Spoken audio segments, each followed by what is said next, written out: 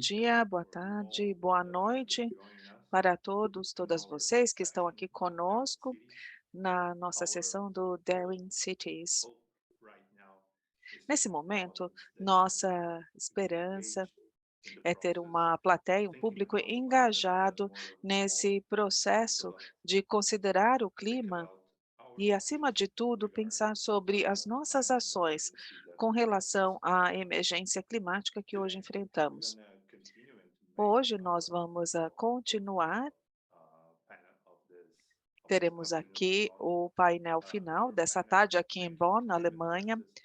Olha, transformando a justiça climática numa realidade, uma resposta focada nas pessoas à emergência climática.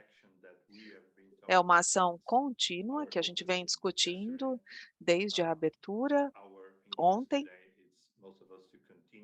Hoje queremos continuar com essa conversa para enxergarem o Daring Cities como uma oportunidade, como um diálogo contínuo na direção de ação.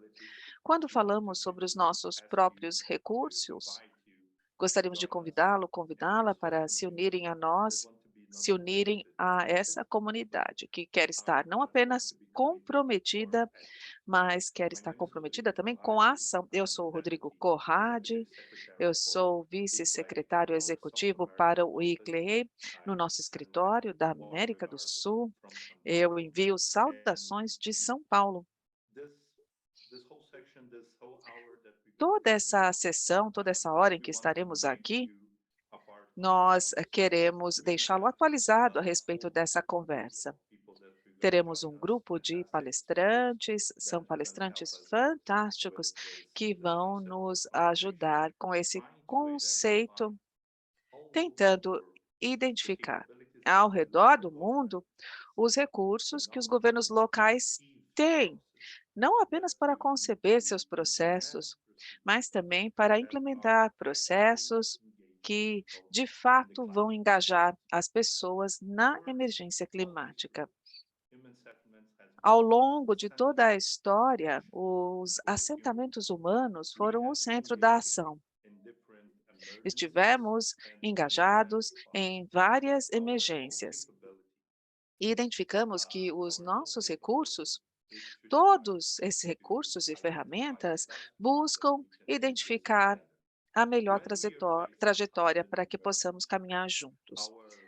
Ao tratar da emergência climática, o nosso conceito é o seguinte: se lidarmos apenas com as capacidades técnicas, as capacidades científicas, por exemplo, as urgências econômicas que vamos enfrentar, bom, se a gente não considera como as pessoas ali vivendo nas cidades estão sendo influenciadas, quando nós temos, por exemplo, aqueles que mais precisam, nesse sistema desigual que hoje temos no mundo inteiro, e eu posso falar aqui em nome da América Latina, que é o continente mais desigual em termos de assentamentos urbanos. Se nós não virmos os recursos, capacidades que nós temos, aproveitando aquilo que temos, a oportunidade de mudar a vida das pessoas, nós deixaremos de lado aí toda uma geração de oportunidades que poderia lidar com a desigualdade, mas também não teremos cumprido a nossa obrigação, tentando identificar o meio através do qual as pessoas estão no centro da solução da emergência climática, que é algo que se apresenta para nós hoje. Esse será o desafio, portanto, desta sessão, tentar ver, através do nosso ângulo, como nós podemos colocar as pessoas no centro da solução, não apenas identificadas como parte do problema. E com isso em mente, agora eu gostaria de apresentar o nosso painel. Nós vamos ter a Tina Volker, que é líder do Ministério de Assuntos Econômicos, Inovação, Digitalização e Energia do estado de North Rhine-Westphalia, na Alemanha. Chilando Chikangala, prefeita da cidade de Lusaka, no Zâmbia. Julian Bascam, conselheiro do Cities Alliance. Também Shannon Miller, diretora de preservação histórica, co-diretora na cidade de San Antônio, nos Estados Unidos, co-diretora da Rede de Herança Climática da América do Norte. Também Emílio Raton, que é o prefeito da cidade de Santa Fé, na Argentina, e também o vice-presidente da cidade de Tirano, na Albânia. E teremos a Ida Mishra, que faz parte do Fellows na Rede de Desenvolvimento de Sustentabilidade da ONU.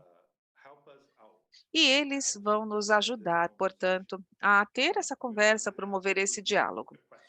Para vocês, teremos uma pergunta, adoraríamos que pudessem utilizar, então, o Zoom para responder a pergunta. A pergunta ficará aberta durante toda a sessão. Seria ótimo, portanto, que vocês participassem dessa conversa junto conosco, apoiando aí essa resposta, essa pergunta, na verdade. A pergunta é: quais são os principais elementos de uma ação climática efetiva, voltada, centrada nas pessoas? Para você, né? O que é isso? Então, por gentileza, se puderem apresentar a sua experiência, as suas ideias aí do seu território, isso será benéfico para todos nós e ficará presente nos nossos arquivos e disseminado através do ICLEI. Para continuar com essa conversa, portanto, e para ver a perspectiva local, gostaria de pedir a Tina Volker para nos ajudar, então, falando da sua experiência. North Rhine-Westphalia, na Alemanha. Como estão lidando, então, com essa questão da perspectiva do governo local? Boa tarde. Obrigada, Rodrigo. Conseguem me ouvir? Sim, que bom. Porque acho que não conseguem me ver. Eu tenho problemas graves com a internet já. Peço desculpas antecipadamente. Vamos agora compartilhar os meus slides. Fantástico. Muito obrigada por me receberem nesta tarde. É um prazer compartilhar os insights a respeito desse projeto ACE Hub, que é uma cooperação entre a UNFCCC e o estado do North Rhine-Westphalia. Vamos ao próximo slide.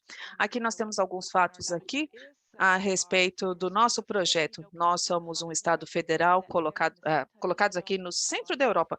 Nós temos Düsseldorf, que é a capital, nós temos fronteira com a Holanda e com a Bélgica, nós temos 18 milhões de habitantes e, na verdade, nós somos aí a casa-força da Alemanha. 30% da produção de energia nacional é feita no North Rhine-Westphalia. Nós temos, portanto, um grande hub, um grande complexo para a indústria, aço, químicos, papel e celulose, e tudo isso reúne e compreende 30% das emissões de gases de efeito estufa na Alemanha também. Portanto, nós temos uma grande tarefa em nossas mãos com relação ao clima. Entretanto, nós embarcamos na nossa jornada climática, nós temos a Lei de Proteção Climática já em vigor há muitos anos, e nós estabelecemos novas metas no ano passado, menos 65% até 2030 e menos 88% de emissões até 2040, neutralidade climática até 2045, que é equivalente, nesse caso, às metas do governo federal. O próximo. Olha, o principal trabalho ocorre dentro da fronteira do Westphalia, mas também temos atividades internacionais, porque nós acreditamos que é super importante fazer essa troca com outras pessoas ao redor do mundo que trabalham nas mesmas questões e que precisam lidar com os mesmos desafios e encontrar soluções para esse tipo de barreira e desafio. A gente se concentra no aprendizado a duas coalizões, Under Two Coalition. São 270 regiões com compromissos climáticos fortes e aprendizado entre pares é um dos grandes focos dessa coalizão para o Under Two, e é por isso que nós achamos que era muito atraente quando tivemos a oportunidade de discutir com vocês para financiar esse projeto ACE Hub. Olha, a ação para o empoderamento climático é o guarda-chuva geral do ACE Hub, na verdade é feito pela UNFCCC, e nós podemos contribuir um pouquinho agora através desse ACE Hub.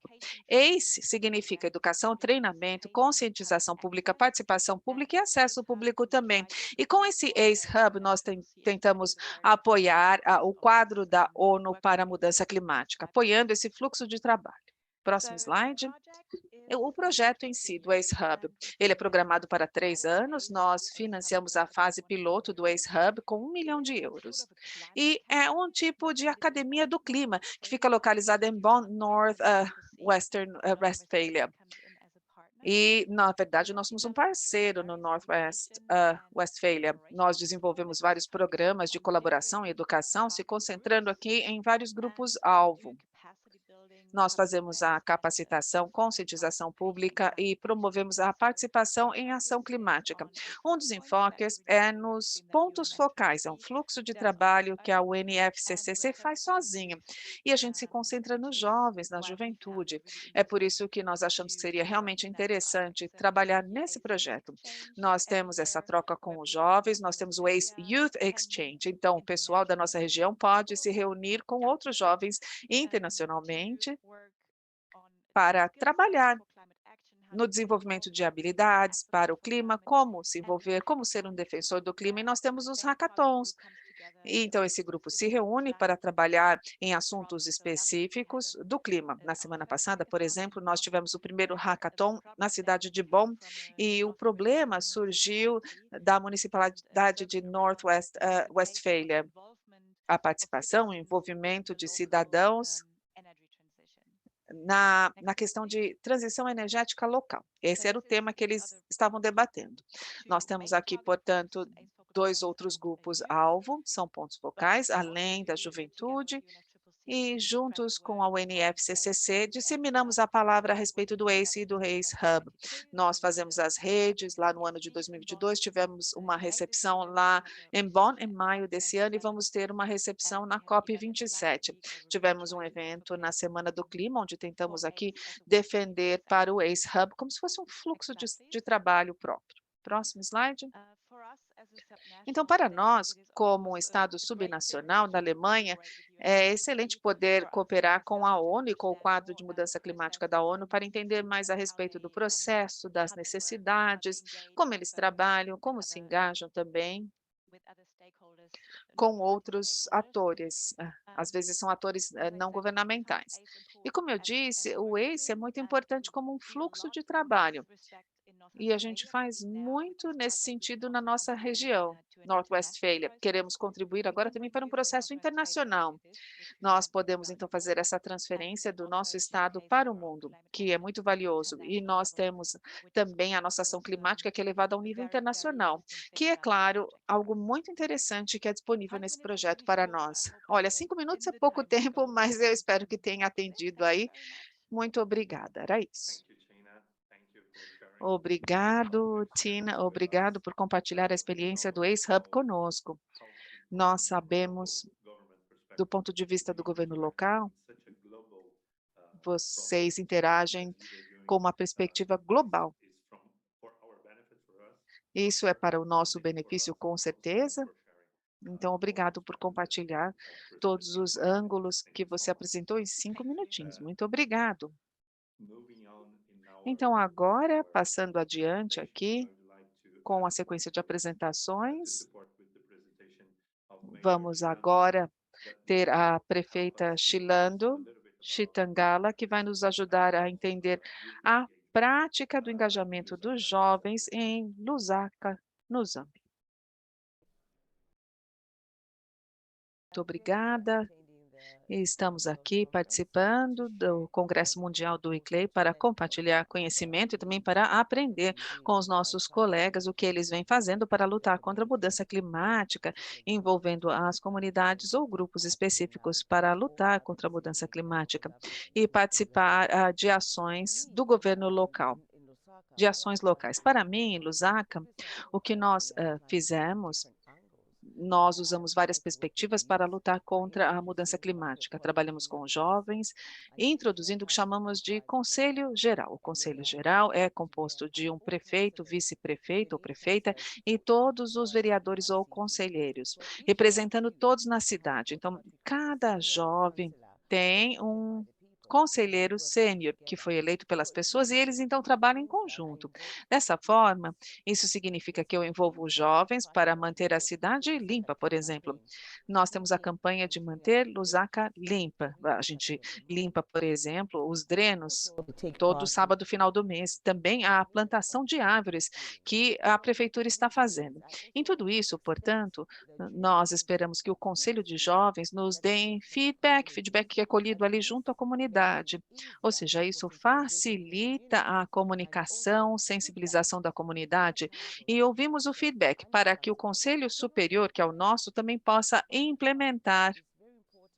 O que nós descobrimos é que quando nós estabelecemos políticas, é melhor fazer isso de baixo para cima. Quando eu digo de baixo para cima, eu quero dizer que primeiro você engaja as comunidades, depois você passa ao governo local, depois para o governo central. Dessa forma, todos sentem que estão participando da tomada de decisão. E é um processo que envolve tudo: mudança climática, tomada de decisão ou simplesmente trabalhar com a comunidade para melhorar, para garantir que qualquer que seja a política, ela seja sustentável para a nossa cidade. Que bom ter a oportunidade de ouvir as palavras da prefeita Chilando, numa abordagem assim tão prática, que ela vem executando na sua municipalidade.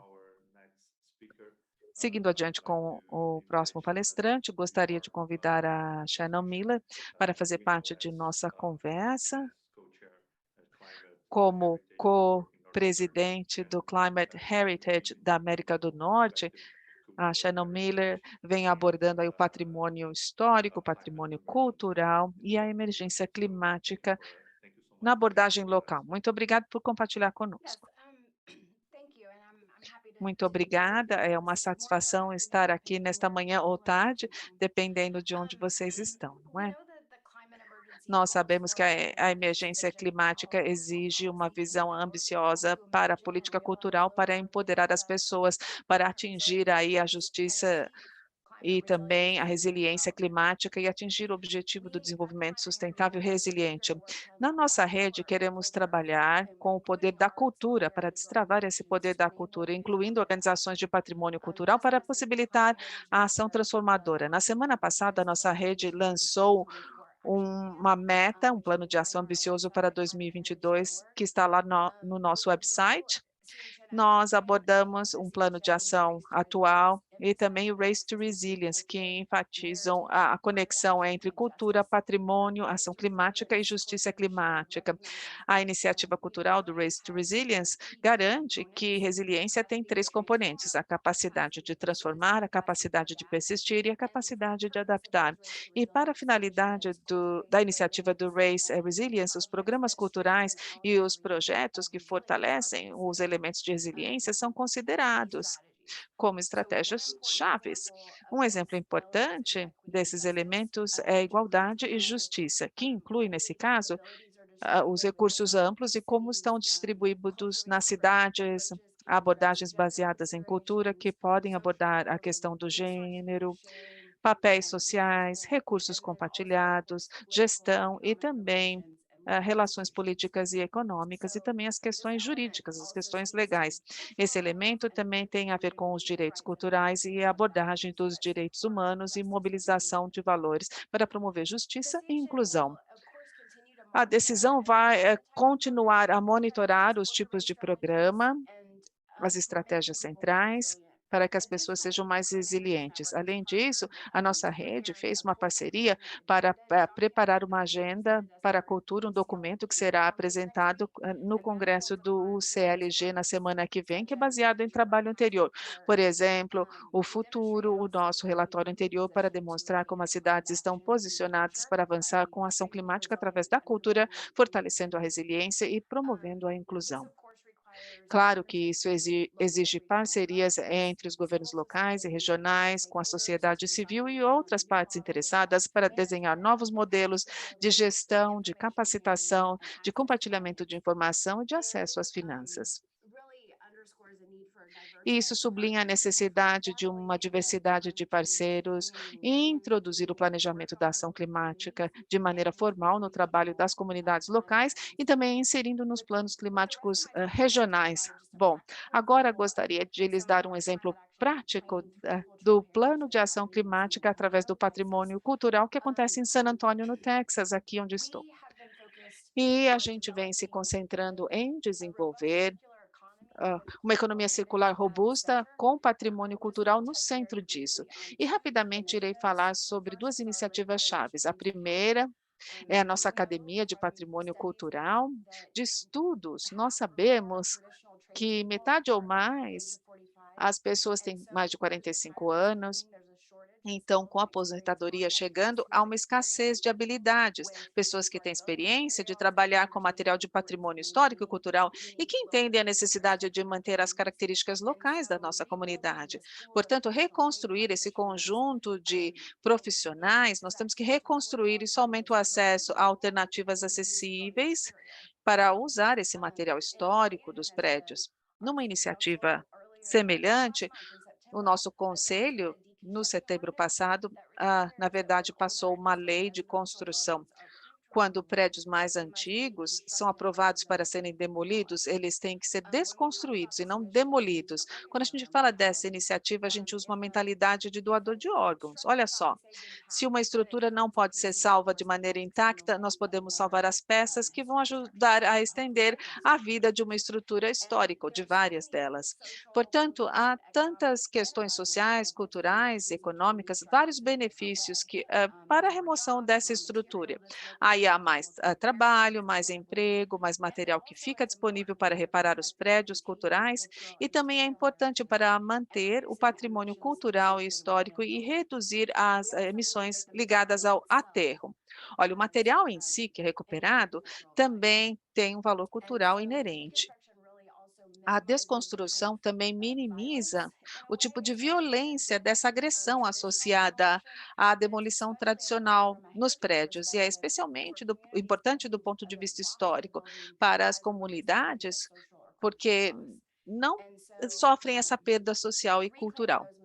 Então, recuperar os materiais nós temos várias oportunidades para atividade econômica localizada, por exemplo, salvar os materiais, reciclá-los e reutilizá-los. É através dessa iniciativa, portanto, nós temos a oportunidade de diminuir o resíduo, desenvolver uma força de trabalho, também fazer uma pré-mitigação de um desastre que poderia ocorrer através do empilhamento desses materiais e também estendendo aí a vida útil da moradia na nossa comunidade, que geralmente são prédios históricos e mais antigos. Esse é apenas um exemplo de como a cidade de San Antônio incorporou a economia circular e o patrimônio cultural histórico no nosso plano de adaptação climática. Era isso, obrigado. Obrigado, Shannon. É sempre incrível quando somos capazes de ver uma abordagem prática, algo que a gente pensaria que é muito distante da realidade, é apenas um planejamento, mas sim, o enfoque nesse caso foi as pessoas, o engajamento das pessoas com o patrimônio cultural. Muito obrigado pela apresentação, obrigado por compartilhar conosco. E agora, para continuar com a nossa conversa aqui, adoraria pedir ao Edino Bascom, da City Alliance, para compartilhar conosco a perspectiva da ação da emergência climática, a experiência da cidade, especialmente em cidades em rápida urbanização. Julian Basquem. Olá, obrigado pela oportunidade de estar aqui. Vamos lá colocar os slides. Especificamente, vou falar aqui sobre exemplos africanos.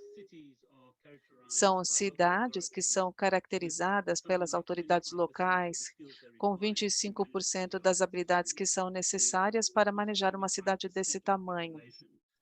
Nós temos aqui 35% da população que mora em assentamentos informais. É uma economia informal, então, que vemos nessas cidades africanas. O próximo slide.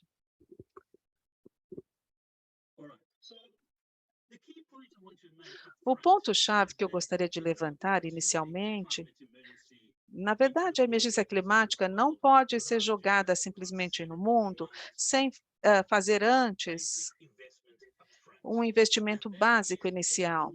Isso significa fazer medidas e desenvolver as capacidades das comunidades nas cidades, envolvendo os parceiros e o governo local. Há muitas cidades africanas e há investimentos consideráveis em promover organizações urbanas que podem assumir o controle, envolver as comunidades e trabalhar em parceria com os governos locais, regionais, envolvendo e mobilizando recursos. O ponto é, portanto, nós temos que levar isso ao nível local e, para fazer isso, você tem que investir para fazer isso acontecer. Aqui nós temos uma formatação institucional. Em todos os países, nós temos essa estrutura institucional e cada um desses assentamentos tem um fórum. O objetivo do fórum é estabelecer um plano para aquele assentamento. Eles avaliam as necessidades da comunidade envolvendo a infraestrutura no nível local. Em todas as cidades, nós temos um fórum municipal que avalia as estratégias de desenvolvimento da cidade e também os planos de expansão. Nós temos que capacitar o nível local para que as pessoas não façam assentamentos nos locais errados, para que elas façam os assentamentos no local correto.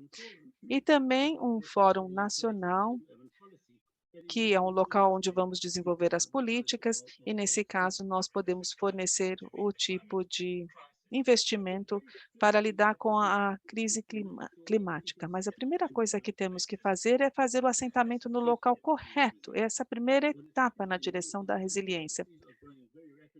Nós temos cidades na África, esse projeto caminha rapidamente e às vezes não há plano. Então, as pessoas procuram qualquer tipo de terra para ter acesso à cidade e fazem o seu assentamento. Nós temos que controlar isso para que as pessoas façam assentamento em locais dignos, para podermos lidar também com a questão climática. Eu vou correr aqui. Há outros aspectos dos fóruns. Os fóruns é que vão possibilitar a infraestrutura e a infraestrutura é de alta qualidade. Nós evitamos processos corruptos. E eles também podem levar tecnologia à comunidade atuando no nível local. Nós estamos ali em campo para monitorar o que está acontecendo. Bom, nessa estrutura, as comunidades já compreendem que o prognóstico é ruim por conta da mudança climática. Isso acontece em muitos locais no contexto nacional. São forçados a se realocar. Eles próprios assumem a iniciativa, através dos fóruns locais e nacionais, de negociar os termos e condições de realocação para uma nova terra. E aí estarão mais bem posicionados para lidar com a emergência climática. Às vezes, são realocações voluntárias, sempre que necessário. Próximo. A emergência climática enfrenta várias crises. A ideia da crise climática de algo que vem surgindo agora e que continuará no futuro, isso tem que ser parte da nossa abordagem. Não é uma crise adicional, tem que ser parte de um todo. A crise climática está relacionada a vários fatores. Deve haver grandes investimentos na área de serviços, há muitos serviços, saneamento, suprimento de água, por exemplo, mas também precisa haver um planejamento antecipado para garantir que os assentamentos informais não sejam feitos em áreas equivocadas. Temos que pensar no futuro de longo prazo e a rápida urbanização. Se esses dois desafios não forem abordados, Teremos aí as favelas, a informalidade, isso gerará novas favelas e teremos muita informalidade que irá caracterizar os assentamentos urbanos.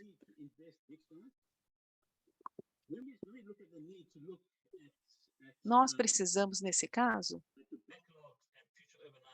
ver o registro e pensar na urbanização futura.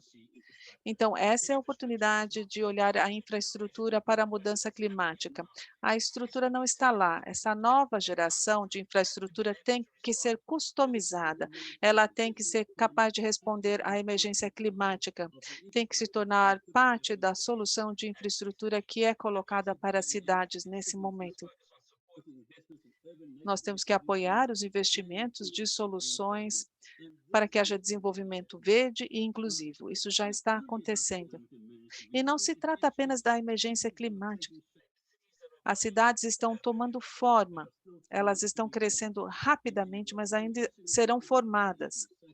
Temos que abordar outras questões, estruturas públicas, o envolvimento das mulheres e dos jovens.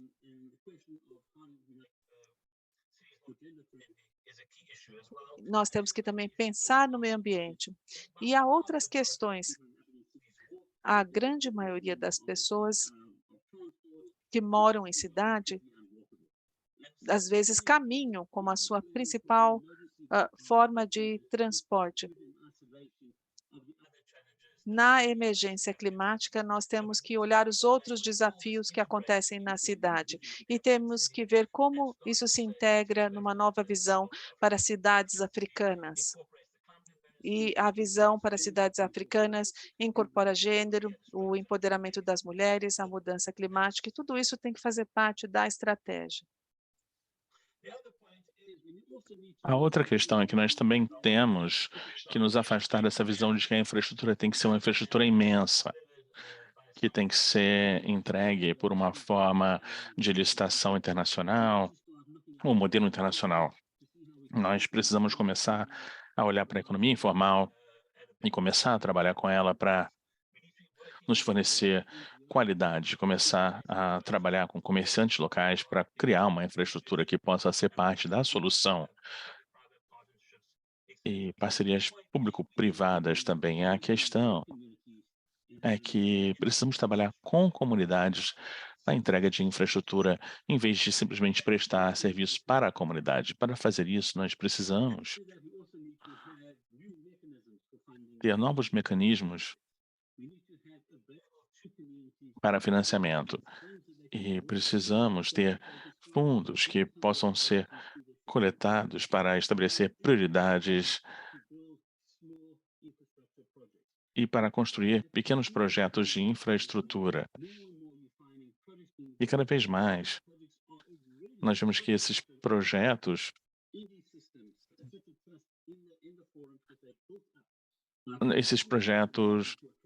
das comunidades, eles envolvem as comunidades locais. E isso é uma mensagem, então, que é propagada pela cadeia de valor. Isso traz valor de volta às comunidades com um entendimento melhor das mudanças climáticas. Pedimos desculpas, mas o áudio do palestrante está praticamente ininteligível para a tradução simultânea. E, por fim, em todos os projetos, nós entendemos que em muitos assentamentos informais existe uma área alagada no entorno.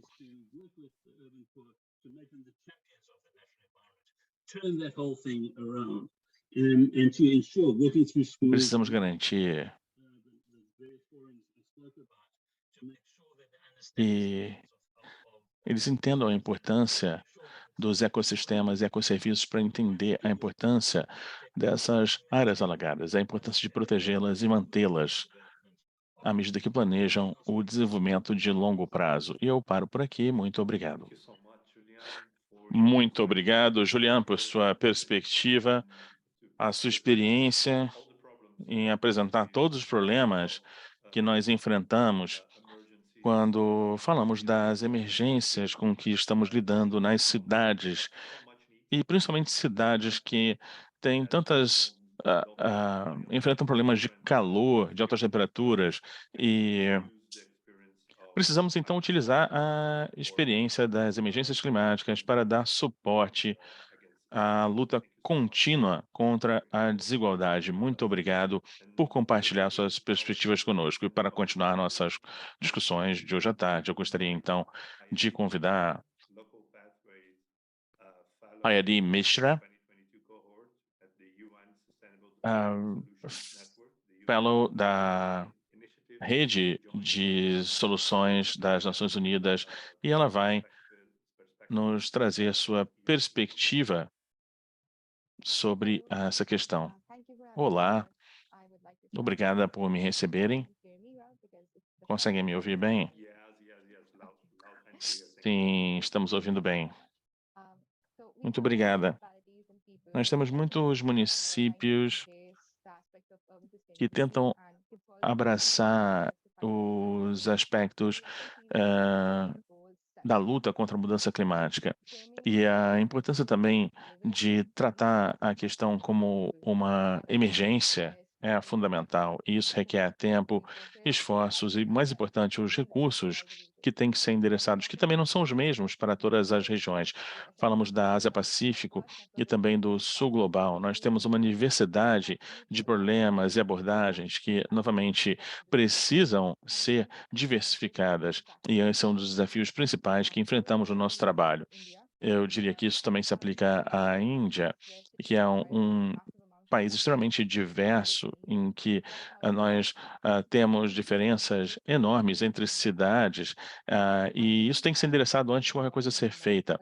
O meu time tem trabalhado em Mumbai, na área metropolitana, e os sistemas de governança, e a devastação decorrente de uma inundação de mais de 24 horas e diversas outras situações também. Nós vimos certas comunidades que produziram então iniciativas e um novo curso de negócios também. Nós temos participado de reuniões para a criação de propostas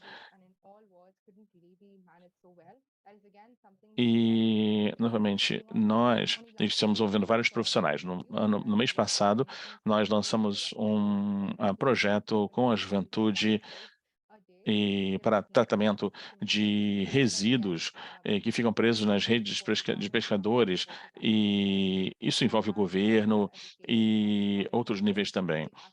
Nós também empoderamos as pessoas para adotarem ações, estudantes, atores locais. Acho que um dos colegas também falou disso. E, novamente, nós vemos o impacto em diversos casos das ações da juventude. E, através do nosso engajamento, o meu time e eu temos trabalhado nesse plano de mobilidade em Mumbai. E isso envolve a interação com pessoas e a discussão das nossas ideias e trabalhar também no sentido de nos envolver nesse processo, que é um processo de mais de 2 anos. Então, esses são alguns desafios que os municípios e outros níveis de governo lidam todos os dias ao lidar com esse tipo de questão, o que inclui a mensuração e a quantificação e análise de dados para diversos sistemas de planejamento, novamente integrando os aspectos climáticos e nós não temos educação climática, ou mesmo o entendimento dos problemas ainda. E são limitações que se aplicam a recursos, capacidades, etc. E geralmente vemos as demandas em torno de mudanças climáticas, e nós temos diversos setores para tratar disso quando se trata da implementação no nível local e também no nível global, o que é algo que, novamente, diversas organizações trabalham em conjunto conosco, e nós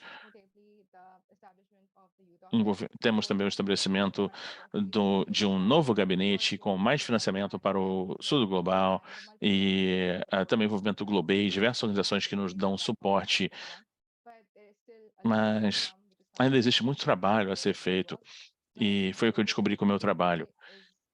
E o papel da juventude, é levar essas novas ideias e colocá-las em movimento através de diferentes níveis da sociedade, porque, no fim das contas, nós fazemos o nosso próprio futuro. Muito obrigada pela oportunidade. Obrigado, Ayadi, e obrigado por trazer à nossa atenção esses elementos, e especialmente a rapidez com que as organizações de jovens estão buscando soluções, e não apenas as soluções mais complexas, mas também as soluções mais simples, que talvez tenham mais relevância para aquele local específico. Muito obrigado, e então agora continuamos a nossa conversa, e com isso eu gostaria de convidar a Noela Ristani, que vai falar de sua experiência. Muito obrigado, Anuela. Olá, muito boa tarde. É um prazer estar aqui e falar sobre o que as pessoas falam das cidades, que são os principais poluidores, mas muitas vezes nós confundimos o fato de que, sim, as cidades contêm uma parte das pessoas, mas não necessariamente são responsáveis pelos desafios que enfrentamos agora. Para quem trabalha na administração pública, administração local, nós somos aqueles que teremos 100% de responsabilidade sobre o que está acontecendo, embora não sejamos 100% os criadores do que aconteceu até agora. Para quem ainda não mandou o seu formulário para se inscrever como ativista na cidade, você deveria. Nós ainda temos algumas semanas até o final do período. Mas o que tem acontecido? Essa é uma plataforma para todos os jovens, e esse ano, para indicar o que pensam sobre o seu futuro e o que pensam sobre o que está acontecendo no mundo. E é irônico que nós nos importemos tanto por envolver os jovens nas ações climáticas, em que, no sentido de que os jovens são os únicos que entendem, nós achamos isso, embora o resto da população também tenha que estar envolvida.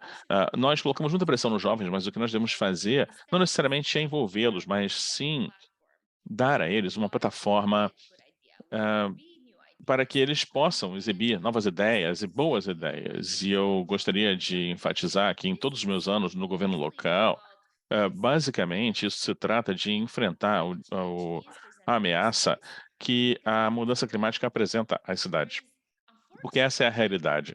E, infelizmente, existe muito pouco, eu não quero ser negativa aqui, mas há muito pouco que nós possamos fazer para reverter o que tem acontecido no nível das cidades. Então, por favor, me questione se eu estiver errada, ok? Mas existe muita coisa que nós temos que fazer para mitigar essas ameaças. Isso é algo que nós não temos uma escolha. Não é um luxo, não é opcional, é a realidade do dia a dia. Quando eu era pequena, nós tínhamos, na minha cidade, chuva de outubro a abril, e agora nós chegamos até 200 dias sem nenhuma chuva, e quando a chuva cai, geralmente é uma tempestade violenta que destrói plantações e cria inundações. E no verão, quando você tem a seca, por conta das mudanças no terreno, você tem um alto risco de incêndios. E acho que isso não se aplica apenas à área onde eu moro, não se aplica apenas ao Mediterrâneo, isso se aplica a todos os lugares do mundo. Então, o que estamos fazendo com as crianças é prepará-las na cidade em que nós passamos por grandes terremotos, além da pandemia, é claro. Nós criamos um conselho da juventude para a cidade, onde os jovens decidem o que é bom ou ruim para a cidade, na sua opinião, mas também criamos um conselho climático, em que nós temos então um conselho climático em que, não por acaso, ele é composto por ativistas jovens, em sua maioria, nós não colocamos um limite de idade lá, obviamente, então eles se reúnem e trazem ideias vanguardistas sobre, por exemplo, a criação de uma base de dados sobre indústrias ou comércios verdes, ou ações e ideias simples que não necessariamente exigem uma mudança de legislação no nível nacional, mas que possam ser replicáveis, adaptáveis a todas as cidades, como, por exemplo, adotar uma frota verde para os veículos da cidade, ou a promoção de negócios que mudem suas frotas de carros a combustíveis para veículos elétricos. Basicamente, nós trouxemos todos os estacionamentos do centro das cidades e, na verdade, transformamos esses espaços que foram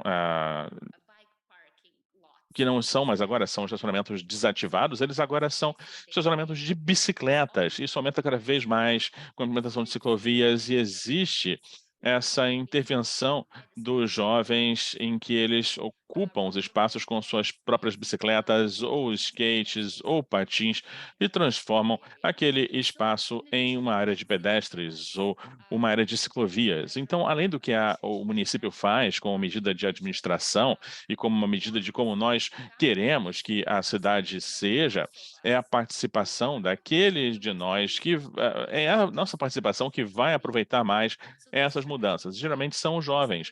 Então, esse ano foi ótimo para esse tipo de iniciativa e tem andado de mãos dadas com diversas mudanças na indústria e no setor energético e tudo com que nós nos preocupamos em termos de desenvolvimento sustentável e transporte sustentável, agora se traduz em medidas factuais que podem ser mensuradas, não importa o que a pessoa acredita em relação à mudança climática. Muitas coisas têm acontecido, então, do plantio de árvores até limpezas maciças, prevenção de inundações, ou transformar áreas inteiras em áreas para pedestres, ou rodízios de carro.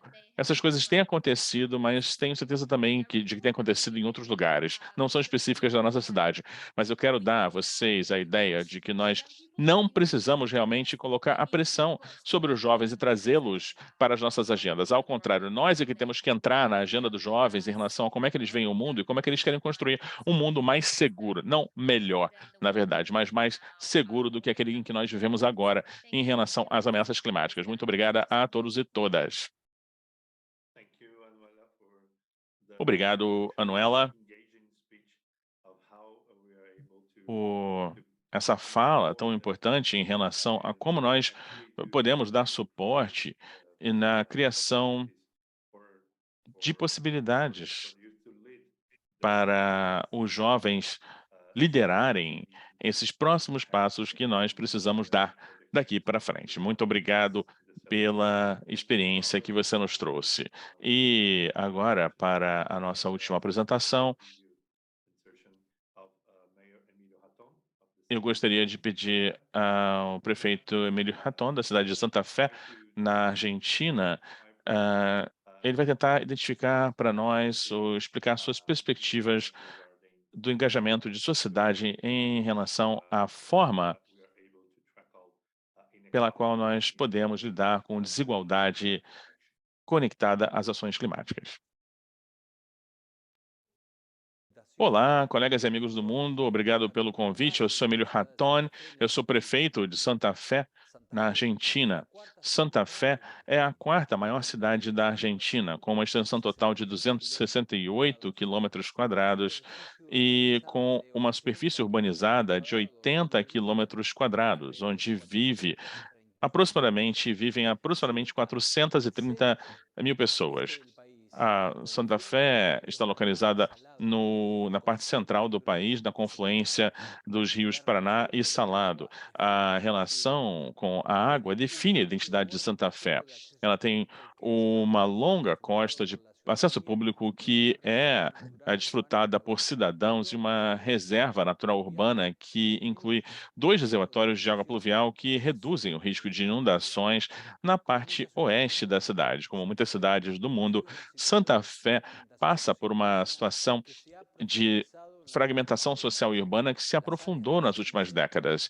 As áreas central e do sul contam com uma infraestrutura urbana de boa qualidade, bons transportes públicos e está conectada e uma ampla rede de espaços públicos consolidados. E também acesso a instalações culturais, espaços verdes, praças e costas e serviços de qualidade e uma economia baseada principalmente em comércio e serviços. Por outro lado, o norte e o oeste são caracterizados por falta de acessos a serviços básicos, como a água segura, a rede de gás e um sistema de transporte público que seja integrado e eficiente. Essas áreas têm um ambiente degradado e assentamentos informais com baixa qualidade construtiva. Essas comunidades concentram uma grande proporção de jovens e grandes famílias com baixo nível de alfabetização, informalidade trabalhista e altos níveis de desemprego.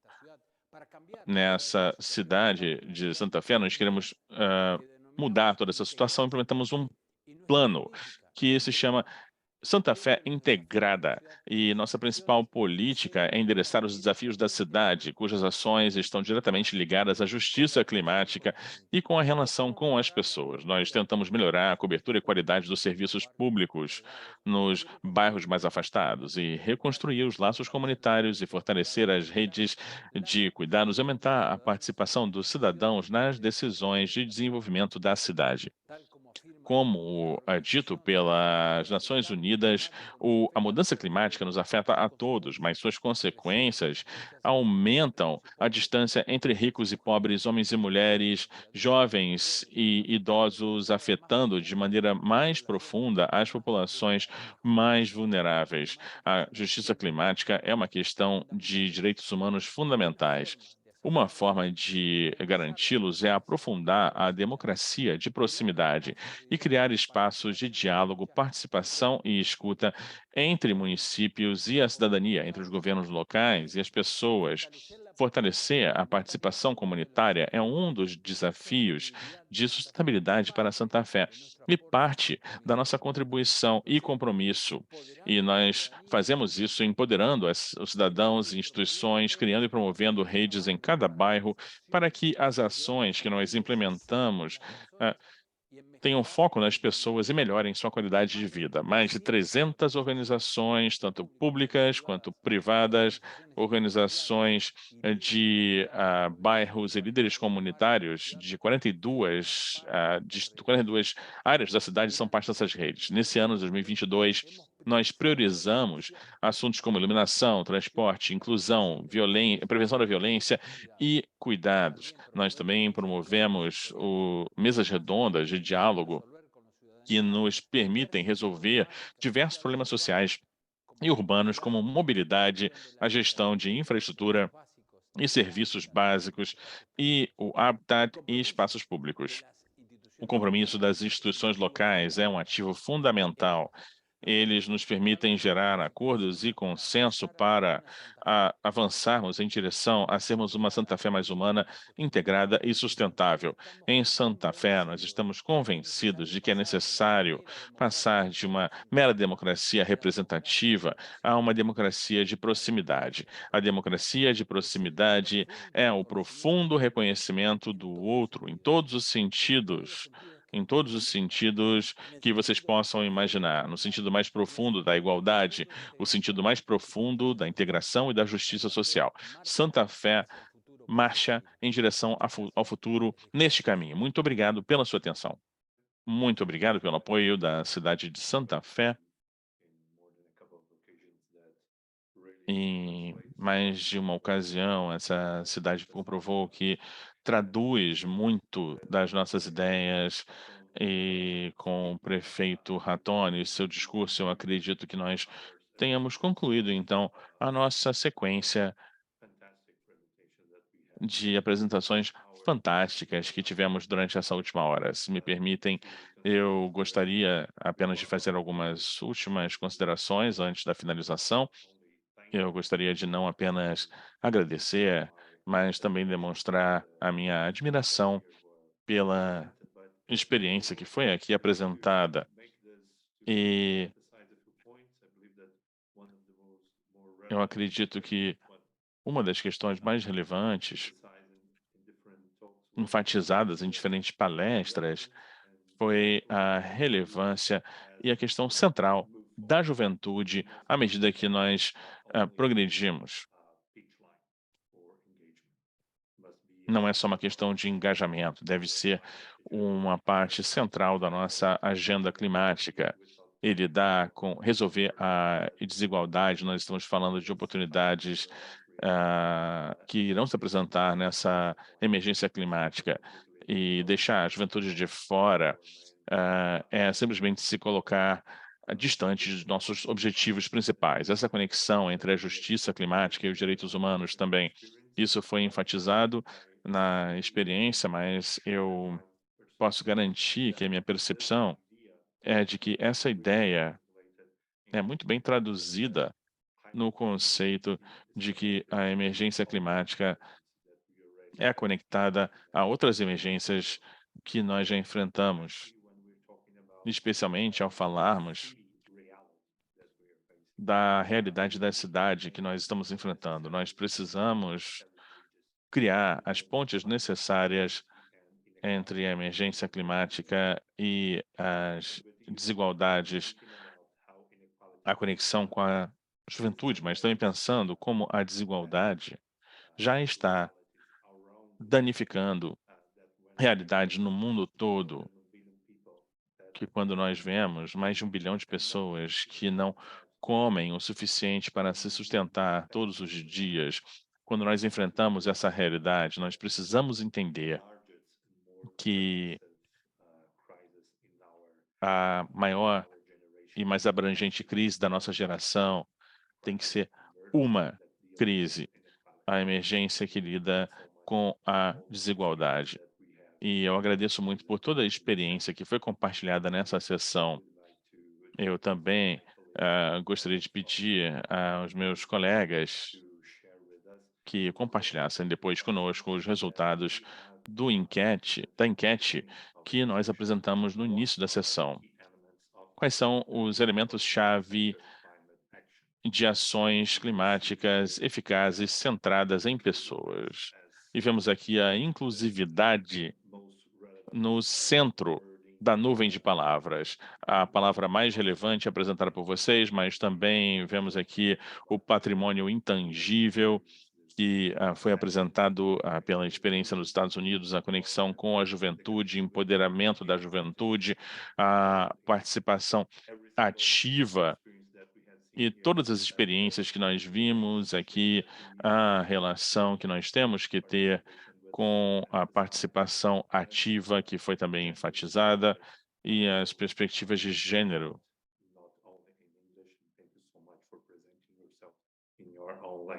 E muito obrigado também por utilizarem as palavras em seu próprio idioma. Todos esses elementos, eu acredito que nós possamos falar e conectá-los à inclusividade, à perspectiva do feminismo também, nessa correlação que foi tão bem apresentada por diferentes especialistas aqui presentes. E eu, com isso, gostaria então de agradecer a todos e todas pelo engajamento de todos os palestrantes e todos e todas vocês em responder às nossas enquetes. Fiquem conosco nesta plataforma e, e também por terem podido compartilhar essas experiências conosco, por estarem conosco, Daring Cities. Nós estamos numa experiência de 5 dias para tentar engajar mais ações. E nós queremos avançar na nossa própria rede que o ICLEI teve a oportunidade de construir. Nessa oportunidade como Daring Cities, para tentar envolver toda a nossa comunidade de organizações, especialmente cidades, e aqueles que estão envolvidos com as cidades para tentar fazer as mudanças tão necessárias. Muito obrigado à equipe do ICLEI que está produzindo todas essas atividades. Johanna, Patrícia, muito obrigado pelo apoio de vocês. E nós, então, continuamos com isso, nossas ações em mais 3 dias de Daring Cities. Tenham um excelente dia, tarde ou noite. Muito obrigado